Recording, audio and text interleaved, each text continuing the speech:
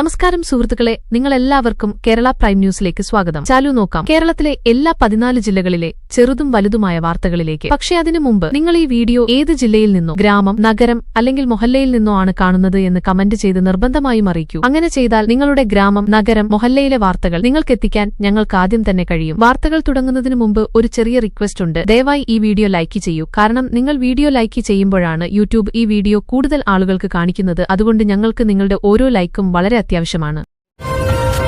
Cash four votes ആരോപണങ്ങൾ BJP. നേതാവ് ശോഭാ സുരേന്ദ്രന്റെ ചുറ്റുപാടിൽ വലിയ രാഷ്ട്രീയ കൊടുങ്കാറ്റ് ഉയർത്തിയിരിക്കുകയാണ്. ഫലങ്ങൾ പുറത്തുവരാൻ കൃത്യമായി കുറച്ച് ദിവസങ്ങൾ മാത്രം ബാക്കി നിൽക്കെ അവരുടെ തിരഞ്ഞെടുപ്പ് പ്രതിച്ഛായയ്ക്ക് ഇത് വലിയ തിരിച്ചടിയായി മാറിയിട്ടുണ്ട്. 2022 പാലക്കാട് നടന്ന RSS നേതാവിന്റെ കൊലപാതകവുമായി ബന്ധപ്പെട്ട് അവർ നടത്തിയ വിവാദ പരാമർശങ്ങളിൽ ജമാഅത്ത് ഇസ്ലാമിയെ ബന്ധിപ്പിച്ചതിനെ തുടർന്ന് സംഘടന അവർക്കെതിരെ നിയമനോട്ടീസ് അയച്ചിട്ടുണ്ട്. സുരേന്ദ്രൻ ശക്തമായി തിരിച്ചടിച്ച് നിയമനടപടികൾ സ്വീകരിക്കുമെന്ന് മുന്നറിയിപ്പ് നൽകിയതോടൊപ്പം തന്റെ പ്രസ്താവനകളെ കടുത്ത രീതിയിൽ സംരക്ഷിക്കുകയും ചെയ്തു.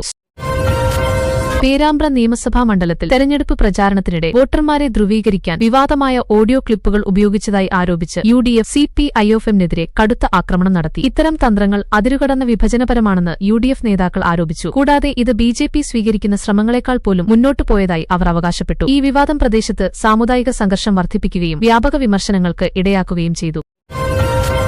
കടുത്ത ചൂടും ഉയർന്ന UV ഇൻഡെക്സും തുടരുന്ന സാഹചര്യത്തിൽ കേരള സർക്കാർ എല്ലാ സ്കൂളുകളിലും വെക്കേഷൻ ക്ലാസുകൾക്ക് നിരോധനം ഏർപ്പെടുത്തി. ഉത്തരവ് ലംഘിക്കുന്ന സ്ഥാപനങ്ങൾക്കെതിരെ കർശന നടപടി സ്വീകരിക്കുമെന്ന് അധികാരികൾ മുന്നറിയിപ്പ് നൽകി. അത്യധികം ചൂട് തുടരുന്നതിനിടെ നിരവധി ജില്ലകളിൽ യെല്ലോ അലർട്ട് പ്രഖ്യാപിച്ചിട്ടുണ്ട്. UDFനുള്ളിൽ സാധ്യതയുള്ള മുഖ്യമന്ത്രി സ്ഥാനാർത്ഥിയെക്കുറിച്ചുള്ള ആഭ്യന്തര ചർച്ചകൾ പുരോഗമിക്കുന്നതിനിടെ കോൺഗ്രസ് നേതാവ് കെ. സുധാകരൻ മുതിർന്ന നേതാവ് KC വേണുഗോപാലിനെ ശക്തമായി പ്രശംസിച്ചു. പാർട്ടി ഐക്യം പ്രകടിപ്പിക്കാൻ ശ്രമിക്കുന്നതോടൊപ്പം നേതൃത്വ വിഷയത്തിൽ നേരിട്ടുള്ള ഏറ്റുമുട്ടലുകൾ ഒഴിവാക്കുന്നതിൽ പാർട്ടി സൂക്ഷ്മത പാലിക്കുകയാണ്. കടുത്ത ചൂടും കൂളിംഗ് ഉപകരണങ്ങളുടെ വർദ്ധിച്ച ഉപയോഗവും കാരണം കേരളത്തിൽ സായാഹ്ന പീക്ക് സമയങ്ങളിൽ വൈദ്യുതി ആവശ്യകത ഇതുവരെ കാണാത്ത ഉയരത്തിലെത്തി. 6000 മെഗാവാട്ട് എന്ന തോത് കടന്നിരിക്കുകയാണ്. വൈകുന്നേരം 6 മണി മുതൽ രാത്രി 11 മണിവരെ പ്രത്യേകിച്ച് വൈദ്യുതി ഉപയോഗത്തിൽ സംയമനം പാലിക്കണമെന്ന് വൈദ്യുതി മന്ത്രി ഉപഭോക്താക്കളോട് അഭ്യർത്ഥിച്ചു. ഗ്രിഡിന് അനാവശ്യ സമ്മർദ്ദം ഉണ്ടാകാതിരിക്കാൻ വേണ്ടിയാണ് ഈ അപേക്ഷ. തുടരുന്ന ഹീറ്റ് വേവിന്റെ പശ്ചാത്തലത്തിൽ ഉത്തരവാദിത്തമുള്ള ഉപയോഗം ഉറപ്പാക്കാൻ ഉദ്യോഗസ്ഥർ സ്ഥിതിഗതികൾ അടുത്തുനോക്കി നിരീക്ഷിച്ചുകൊണ്ടിരിക്കുകയാണ്. കോഴിക്കോട് നടന്ന ഒരു ദുഃഖകരമായ സംഭവത്തിൽ വിഷു ആഘോഷത്തിനിടെ 16 വയസ്സുള്ള ഒരു ബാലൻ പടക്കവിസ്ഫോടനത്തിൽ മരണമടഞ്ഞു. കുടുംബത്തിന്റെയും സുഹൃത്തുക്കളുടെയും ഒപ്പമിരുന്ന് ഉത്സവം ആഘോഷിക്കുന്നതിനിടെയാണ് അപകടമുണ്ടായത്. നിയന്ത്രണമില്ലാത്ത പടക്കപ്രയോഗവുമായി ബന്ധപ്പെട്ട അപകട സാധ്യതകൾ ഈ സംഭവം വീണ്ടും മുന്നോട്ടുവയ്ക്കുന്നു. 2011 ജനഗണനയെ അടിസ്ഥാനമാക്കി പാർലമെന്ററി മണ്ഡലങ്ങളുടെ അതിവേഗ പരിധിനിർണയം നടത്താനുള്ള ഏതൊരു നിർദ്ദേശത്തെയും പ്രവർത്തക മുഖ്യമന്ത്രിയായ പിണറായി വിജയൻ ശക്തമായി എതിർത്തു. ജനസംഖ്യ നിയന്ത്രണത്തിൽ സംസ്ഥാനത്തിന്റെ വിജയം കാരണം ഇത്തരമൊരു നീക്കം കേരളത്തിന്റെ പാർലമെന്റിലെ പ്രതിനിധിത്വം അന്യായമായി കുറയ്ക്കുമെന്ന മുന്നറിയിപ്പും അദ്ദേഹം നൽകി. ഇന്ത്യൻ യൂണിയൻ മുസ്ലിം ലീഗ് UDF അടുത്ത സർക്കാർ രൂപീകരിക്കുന്ന സാഹചര്യത്തിൽ മുഖ്യമന്ത്രി സ്ഥാനം സംബന്ധിച്ചുള്ള ആഭ്യന്തര മത്സരങ്ങളെയോ ഓട്ടമോ ഒഴിവാക്കണമെന്ന് കോൺഗ്രസ് സഖ്യകക്ഷികൾക്ക് വ്യക്തമായ മുന്നറിയിപ്പ് നൽകി. നിർണായകമായ തിരഞ്ഞെടുപ്പാനന്തര ഘട്ടത്തിൽ സഖ്യത്തിന്റെ ശക്തി നിലനിർത്താൻ പൂർണ്ണ ഐക്യം അനിവാര്യമാണെന്ന് പാർട്ടി ഊന്നിപ്പറഞ്ഞു. കുടുംബശ്രീയുടെ വനിതാ സംരംഭകർ ഈ വർഷത്തെ വിഷു ആഘോഷങ്ങൾക്ക് പ്രത്യേകമായി കണിക്കുന്ന തീമിലുള്ള നവീന സോപ്പുകൾ അവതരിപ്പിച്ചിട്ടുണ്ട്. പരിസ്ഥിതി സൌഹൃദമായ ഈ ഉൽപ്പന്നങ്ങൾ പരമ്പരാഗത ഉത്സവ ഘടകങ്ങളെ ആധുനിക സംരംഭകത്വവുമായി മനോഹരമായി ബന്ധിപ്പിക്കുകയും പ്രാദേശിക സ്വയംസഹായ സംഘങ്ങൾക്ക് പിന്തുണ നൽകുകയും ചെയ്യുന്നു. സാമുദായിക സൌഹാർദ്ദത്തിന്റെ ഹൃദയസ്പർശിയായ പ്രകടനമായി കേരളത്തിലൊരു ക്രിസ്ത്യൻ പാതിരി ഒരു ഹിന്ദു വിവാഹ ചടങ്ങിൽ വധുവിന്റെ പിതാവായി നിൽക്കാൻ സ്വമേധയാ മുന്നോട്ടുവന്നു. ഈ സംരംഭം ഇരുവിഭാഗം കുടുംബങ്ങളുടെയും പ്രാദേശിക സമൂഹത്തിന്റെയും വ്യാപക പ്രശംസയ്ക്ക് കാരണമായി. സംസ്ഥാനത്തിന്റെ വൈവിധ്യവും ബഹുസ്വരതയും നിറഞ്ഞ സമൂഹത്തിൽ ഐക്യത്തിന്റെയും പരസ്പര ബഹുമാനത്തിന്റെയും തിളങ്ങുന്ന പ്രതീകമായി ഈ അപൂർവ സംഭവം ആഘോഷിക്കപ്പെടുന്നു. സുപ്രീം കോടതി കോളീജിയം പ്രീത അരവിന്ദനെയും ലിസ് മാത്യുവും എന്ന 2 പ്രമുഖ അഭിഭാഷകരെ കേരള ഹൈക്കോടതിയിലെ ജഡ്ജിമാരായി നിയമിക്കാൻ ശുപാർശ ചെയ്തു. പരിചയസമ്പന്നരായ കഴിവുള്ള നിയമവിദഗ്ധർ ചേരുന്നതോടെ സംസ്ഥാനത്തിന്റെ നീതിന്യായ സംവിധാനത്തിന്റെ ശേഷിയും കാര്യക്ഷമതയും വർദ്ധിക്കുമെന്ന് പ്രതീക്ഷിക്കുന്നു. ഈ ശുപാർശകളെ കേരളത്തിലെ നിയമലോകം സൂക്ഷ്മമായി നിരീക്ഷിച്ചുകൊണ്ടിരിക്കുകയാണ്. വിദ്യാർത്ഥിയായ നിതിൻ രാജിന്റെ ദാരുണമായ മരണത്തിന് പിന്നാലെ ബന്ധപ്പെട്ട കോളേജ് മാനേജ്മെന്റിനെതിരെ കടുത്തതും അതിവേഗവുമായ നടപടി സ്വീകരിക്കണമെന്ന് കേരള ഗവർണർ ആരിഫ് മുഹമ്മദ് ഖാൻ ആവശ്യപ്പെട്ടു. ഈ സംഭവം സംസ്ഥാനത്തെ ഉന്നത വിദ്യാഭ്യാസ സ്ഥാപനങ്ങളിലെ ക്യാമ്പസ് സുരക്ഷാ പ്രോട്ടോക്കോളുകളെയും സ്ഥാപനാത്മക ഉത്തരവാദിത്തത്തെയും കുറിച്ച് ഗുരുതരമായ ആശങ്കകൾ ഉയർത്തിയിട്ടുണ്ട്. വിദ്യാർത്ഥിക്ഷേമവും സുരക്ഷാ നടപടികളും മെച്ചപ്പെടുത്താനുള്ള ചർച്ചകൾ ശക്തമായിട്ടുണ്ട്. കേരള ലോട്ടറി വകുപ്പ് ഏപ്രിൽ 15-ന് ധനലക്ഷ്മി DL 48 ഡ്രോയുടെ ഫലങ്ങൾ പ്രഖ്യാപിച്ചു. ഭാഗ്യവാനായ ഒരു ടിക്കറ്റ് ഉടമ 1 കോടി രൂപയുടെ ഒന്നാം സമ്മാനം നേടി. ഇതോടെ നിരവധി പങ്കാളികളിൽ സന്തോഷത്തിന്റെ തരംഗം പടർന്നു. ചൂടും വിഷു ആഘോഷങ്ങളും നടുവിൽ ആയിരക്കണക്കിന് ആളുകൾ ഓൺലൈനിലൂടെയും പ്രാദേശിക ഏജന്റുമാരിലൂടെയും ഫലങ്ങൾ പരിശോധിച്ചു. ആഴ്ചവാര ലോട്ടറിയിലേക്കുള്ള ജനങ്ങളുടെ താൽപര്യം തുടർച്ചയായി നിലനിൽക്കുന്നു. കായംകുളത്ത് ഒരു ഓട്ടോറിക്ഷ അപകടത്തിന് ശേഷം സഹായത്തിനായി എത്തിയ ഒരാൾക്കെതിരെ വനിതാ ടെക് പ്രൊഫഷണൽ ലൈംഗികാതിക്രമം ആരോപിച്ചു. കേരള സംസ്ഥാന മനുഷ്യാവകാശ കമ്മീഷൻ പരാതിയെ ഗൌരവമായി പരിഗണിച്ച് കേസിൽ വിശദമായ അന്വേഷണം നടത്താൻ ഉത്തരവിട്ടിട്ടുണ്ട്. 15 ദിവസത്തിനുള്ളിൽ സമഗ്ര റിപ്പോർട്ട് സമർപ്പിക്കാൻ പോലീസിന് നിർദ്ദേശം നൽകിയിട്ടുണ്ട്. അടിയന്തര പ്രതികരണ സമയങ്ങളിലെ സുരക്ഷയെക്കുറിച്ചുള്ള ആശങ്കകൾ ഈ കേസ് വീണ്ടും ഉയർത്തുന്നു.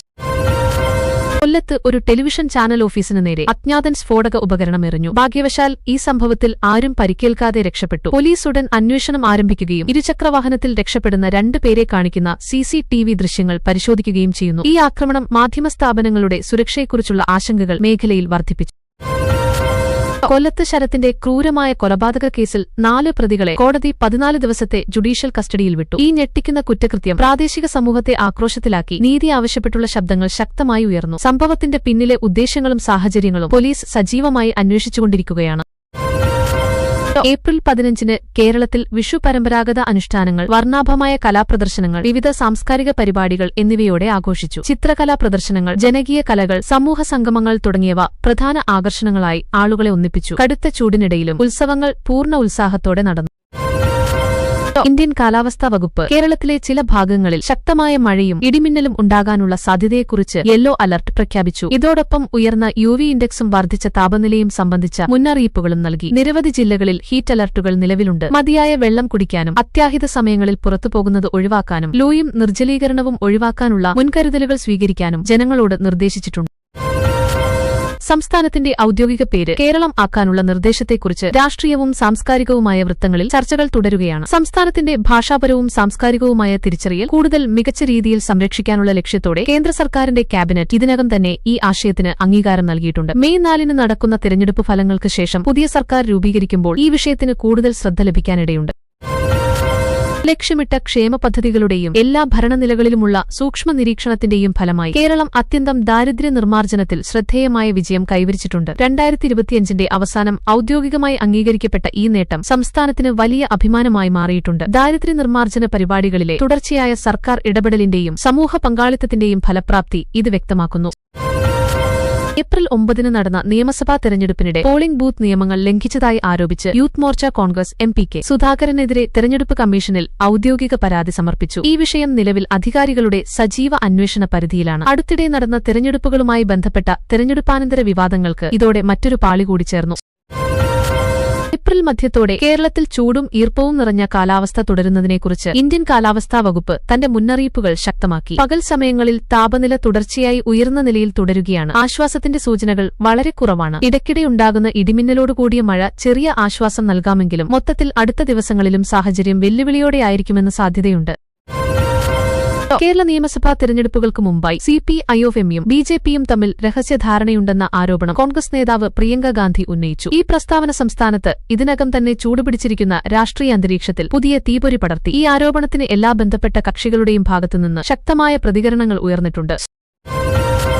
മെയ് 4-ന് നടക്കുന്ന തിരഞ്ഞെടുപ്പ് ഫലങ്ങളുടെ കൌണ്ട്ഡൌൺ തുടരുന്നതിനിടെ UDF-നുള്ളിൽ കോൺഗ്രസ് പാർട്ടി സഖ്യം ജയിച്ചാൽ മുഖ്യമന്ത്രി ആരാകുമെന്ന വിഷയത്തിലുള്ള ആഭ്യന്തര ചർച്ചകളും അനുമാനങ്ങളും നിയന്ത്രിക്കാൻ പാടുപെടുകയാണ്. സുധാകരൻ ഉൾപ്പെടെയുള്ള നേതാക്കൾ ഐക്യത്തിന്റെ ചിത്രം അവതരിപ്പിക്കാൻ കഠിനമായി ശ്രമിക്കുന്നു. നേതൃത്വ ചോദ്യം ഇപ്പോഴും സഖ്യത്തിനുള്ളിൽ ഒരു അതിസൂക്ഷ്മ വിഷയമായി തുടരുന്നു.